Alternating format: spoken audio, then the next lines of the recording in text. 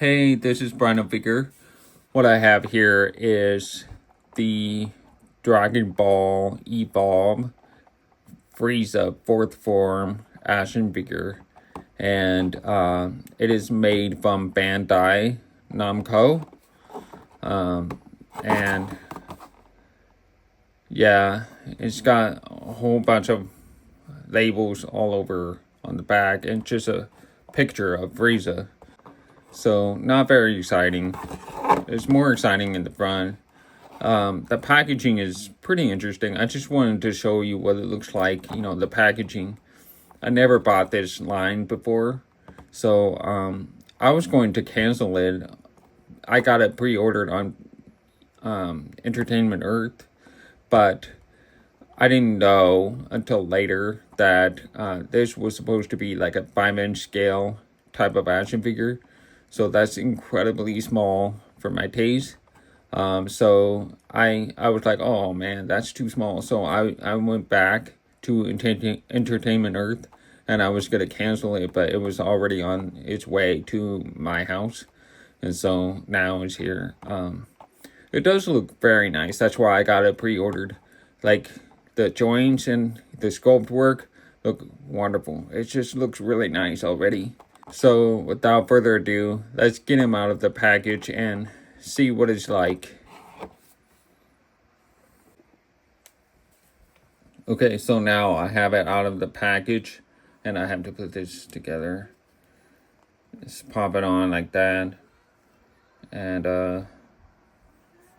you can twist it here too as well, so that's pretty cool. It's pretty long. Dang, that's long. That's a long tail. Okay, there you go. So that's what it looks like. Oops, I gotta move it. That's what it looks like now. I gotta fix the lighting. Yeah, it looks very nice. Dang, I'm surprised. Okay, let's get him to line up with the other action figures in the scale comparison. So let's do it. Now on to the size comparison. Be prepared just how small this guy is. Now I'm gonna do some comparison. First is I'm gonna use the model kit of Goku model kit, and you can see just how tiny he is compared to the model kit. Now, getting that out of the way,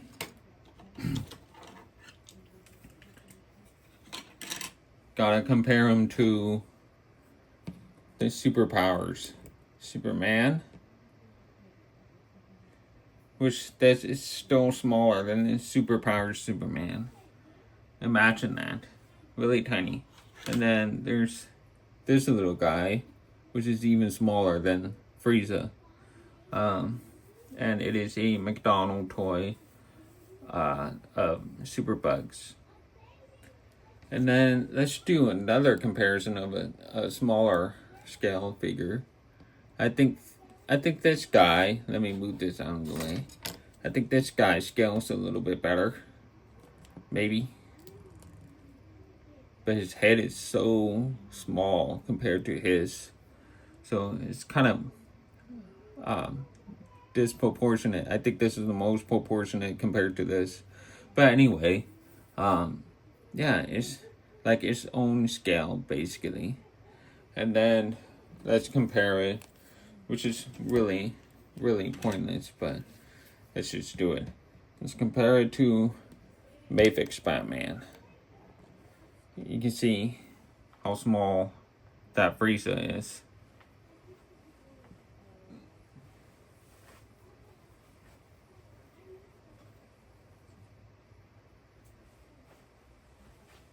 And just for the heck of it, let's compare him to the Toy Biz era Tobey Maguire Spider-Man from the first movie. I think it was from the first movie. I'm pretty sure it came with the gargoyle. So yeah, there you have it. That's the scale.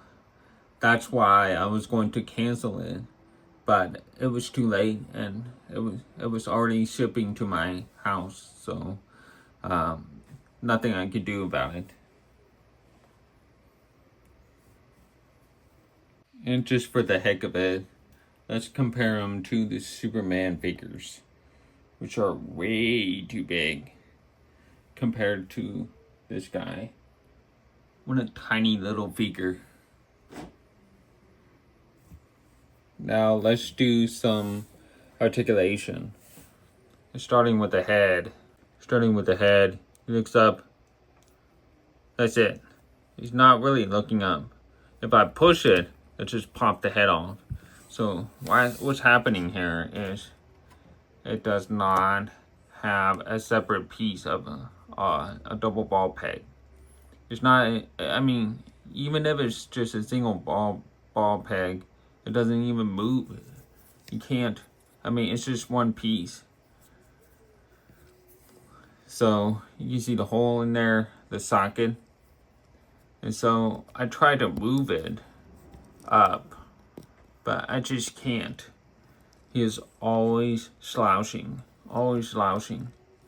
And this is especially not good because he is a tiny guy. He's a little guy. So he's supposed to look up a little bit. Up against, you know, like Goku or Vegeta. So, yeah, he's not really... I want him to look up like this. This far. That's what I want. This far. But nope. He cannot look up at all. And what's funny is he has very little tilt. Very little. And you can't even do the swivel without popping the head off. Watch. I just popped it off. Watch. I'm trying to turn all the way around. And then it just pops it off easily. That's it. Try the other side. Easy. It's just a horribly designed joint piece right there. Not good. And now let's look at the shoulders. It's really weird. There's a huge gap going on with the shoulders. And you can see the armpit right there. A big visible ball peg in there. And I don't know if it moves. Yes, it does move a little bit. It does wiggle around a little bit. And so, yeah, it has a full rotation of the shoulders and a little bit of a swivel, but literally it has no bicep swivel and no single jointed elbow swivel. None of that. It's just a hinge. So it is very limited in the arms. So all you can do is this way or this way. And you could bring his arms out this way, but that's it. And then here's a single jointed elbow. It goes both arms. And a hinge with a swivel, just like a Marvel Legends. And this is worse than Marvel Legends because you can see the pegs and the pins. You can see the pins on each side of the hand, the fist. So, yeah, not good. And I believe I can literally pop that off, but yeah, see? It's really easy to pop it off. And it wiggles up and down, around, like that. So this is the double peg that should have been in that neck, right there. But nope. So it just makes no sense to me. So I'm popping that back on. You can shrug up and down here. And see how tiny this thing is compared to my thumb? Ridiculous. And the torso, he arches back this far, which is pretty good. And it actually they did pretty good with the sculpt work for the back arch joint articulation. So that's good. And then crunches forward, leans forward, almost non-existent. Like there's nothing there. And then it has side to side tilt. Okay, it's pretty good there. That's pretty good. And it does have a swivel at the top, and maybe not at the waist, but only at the top. And now let's look at the legs. He cannot close in his legs, but he can do a split, and it's a pretty good split. It's a pretty good split. I like the way the joints are designed like that. That's pretty cool. It's unique. I haven't seen that before. And then it does have a thigh swivel. And look how much gap it has when you turn his thighs around. That's a lot of gap. Just look at that gap. That is a lot of gap. And he kicks up about this far. Not even 90 degrees, just a little bit. And then it has single joint knees, sorry. Single joint knees right there. And then his foot goes down this far, up this far, and it has a full 360 swivel at the ankles, and it does have ankle pivot. It goes this far, which is pretty good. So I would say this ankle joint is pretty good. It's forgiving. It's forgiving. It's good. Yeah, it's fine. But other than that, it is a pretty basic action figure. Oh, I forgot about the tail. This tail can come off easily, and so you'll never break it or anything like that. And it has a swivel there and another swivel in the middle of the tail. Right there. So there's that. And it's great to have this tail like that because he will never fall over, at least. So it's always standing. He will never fall over. So it's nice as on your display or anything, but he cannot pose. Like literally, he really cannot pose. No accessories, no alternate hands, no alternate heads, none of that. And so we're gonna look at sculpt and paint. When it comes to sculpt and paint, the sculpt work is beautiful. That's why I got it on pre-order. It looks really, really good. I love the sculpt work on the whole thing. His muscular thighs, muscular arms. He's one of my favorite supervillains, so I'm happy they made one. That's really cool. But my problem is the scale and the paint application. The paint is, it's good. It looks like it is shiny, but it's not shiny enough. So you'll have to do some kind of a custom to make it really shiny. I always liked that about the design of Frieza. Always liked that. So, and his eyes look good. They're clean. The paint on the lips are clean. It's a very clean. They did a good job with this, with the application on it. But it's just so minimal, so simple.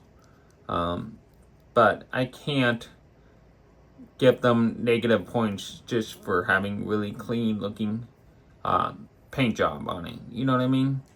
So the application is good. Just wish they added some shading, but I understand. But some shading will go a long way with this. So Now, I mean, I really like how this looks overall, and it looks really cool, just standing up basically.